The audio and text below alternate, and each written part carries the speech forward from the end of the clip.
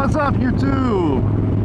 Dude, it's nice to be out here and vlogging. It's been so damn long. There has been so much going on with my life lately. It's just been insane. Now, as if I didn't already work enough, a lot of you know I took on a new thing that I've been doing. It's being a set medic. So I'm trying to get my union days in to join, and that way I can get in and work pretty much whenever I want. Well, at least that's the hope, and make some decent money doing it, finally. After all these years of feeling like my emergency medical stuff was just worthless, it was never going to get me anywhere. So yesterday, while I was working on a production, I ran into a little bit of a YouTube celebrity. Just a dude that's got about 100,000 subscribers. And those of you that watch his videos probably already know exactly who I'm talking about, because I ran into him on a TV film shoot. So that celebrity was Officer Rob. Like I said, a lot of subscribers, and some of you probably watched his videos already. Definitely a cool dude. It was a pleasure to meet him, and I honestly didn't even know I was talking to him at first. I was checking out his Harley Ultra Limited, because there's a lot of extras on it, and I was pretty impressed with it. And it's kind of something that I do almost every time I'm on set when there's motor officers there. I go check out their bikes. So it wasn't until later when somebody had mentioned his name over the radio, and I went to Instagram real quick and looked him up and said, oh, god damn it, that's the guy I was just talking to. So yeah, I went over and introduced myself to him once again and told him I just figured out who you are. I've been watching your videos for a long time. And so we talked for a few minutes. Him and his partner are good dudes.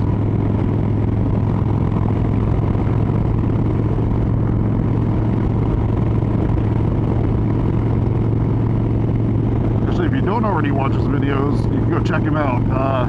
He actually used to do a lot while he was working or riding back and forth between movie shoots and stuff, but he's unable to do that anymore, but he's still got some cool videos up. His format is actually a whole lot like mine, except for some reason it works for him, it doesn't work for me. He'll just go out and do his ride and basically just brings you along for the ride and talks. I mean, he's no gimmicks, just like I do. I'm not into the clickbait and crap like that. I just want to go ride and bring you guys with me. So anyway, I'll put his YouTube channel up, just in case for some reason you're watching mine and you don't know of his, which would be really weird, but okay. I'll put his channel name up on the screen right now so you all can see it and go check him out. And if I remember, which I probably won't because I'm not very good at remembering things, I will put a link to his channel in the description of this page. So I do have a bit to talk about today. So hopefully this video won't be too overly long. I've already tried to actually film some of this once, and it was a while ago, which was the last time I was on the bike. But I tried some new settings, and it didn't work out.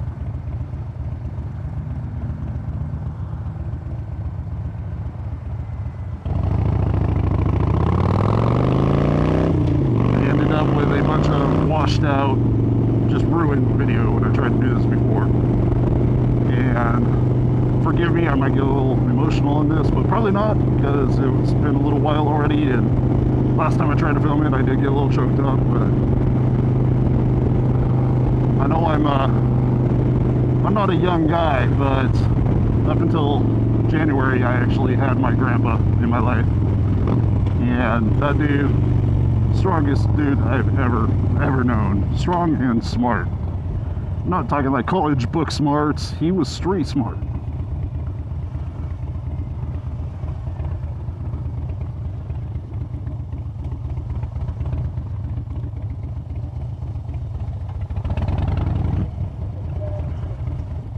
He's actually where the two-wheel addiction came from in my family.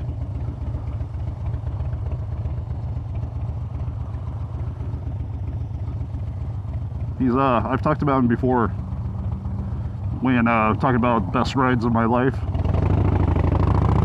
He's the grandpa that my dad and I went and rented a trike so we could all go ride together after his legs weren't strong enough to hold his bike up anymore. And God, let me tell you,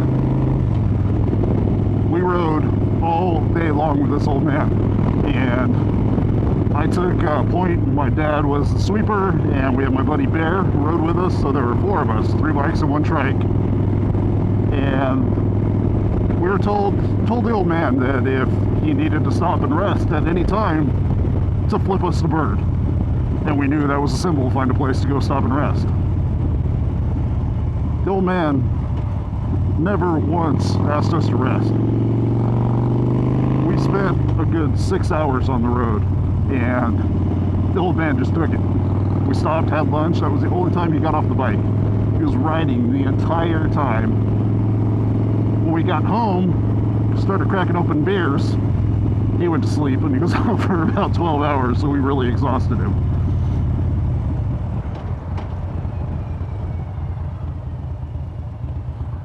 But as I was saying, in January, around the end of the month, we lost him. He passed away at, God, I want to say 89 years old.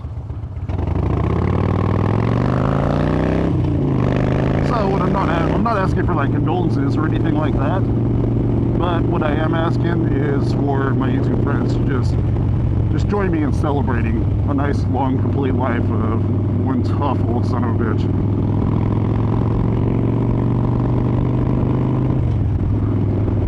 And goddamn, the first time that I filmed this, it was so much better. That was raw emotion, and I had so much more to say, and I can't even remember all that I said. So we got another little touch of bad news recently too, which I don't know, I debated on whether I was going to talk about this on here or not, and I decided to go ahead and do it to, you know, help support other people that might be going through with the same thing.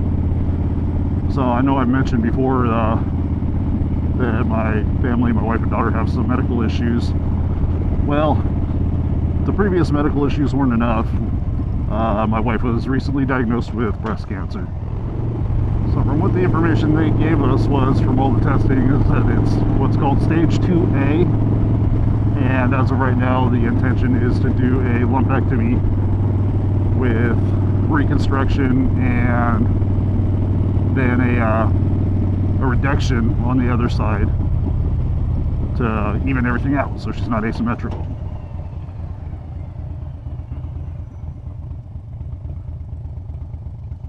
I gotta hand it to her. She's been really tough about this after, you know, the initial shock.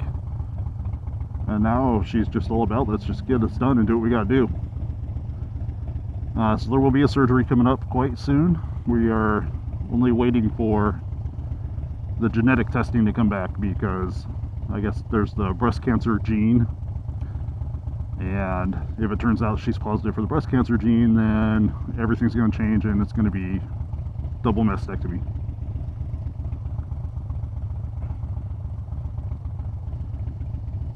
So again, you know, I'm not looking for sympathy from anybody. What I'm looking for is, you know, maybe if somebody else is watching my videos later on down the line and they're going through the same thing, hit me up and I'll be supportive. And also with all this medical stuff, I know I mentioned before, you know, and I actually mentioned earlier in this video that my work just does not pay. Right? We don't make a whole lot of money, and the benefits over the years have kind of gone to crap. So that's just making it even more imperative that I get myself into this IATSE union, because their benefits just rock. I mean, people that work for them are actually taken care of. Now, unfortunately, in the private EMS world, you're kind of left feeling like you don't matter to anybody. You're there to bring in money, and that's all, and who cares what's going on with your life. So hopefully everything will work out. And I'm a third of the way into getting my days completed. Got to have 30 over a rolling year. I'd really rather it not take the entire year, because like I said, I got to get these benefits rolling. But, you know, it's looking good because I've only been at it a couple months and I'm a third away there. So, wish me luck on that one, guys. And I think this video is already going to be like super long because I already can't really think of anything that I was talking about that I'm going to cut out. So I'm going to go ahead and cut it from here. So I will catch you all next time I get the chance to vlog. Who knows when that's going to be because, you know, it's been a while since my last one. But anyway, I'm going to get out of here. Riverside down, shy side up, and I will talk to you all next time. Skunks out.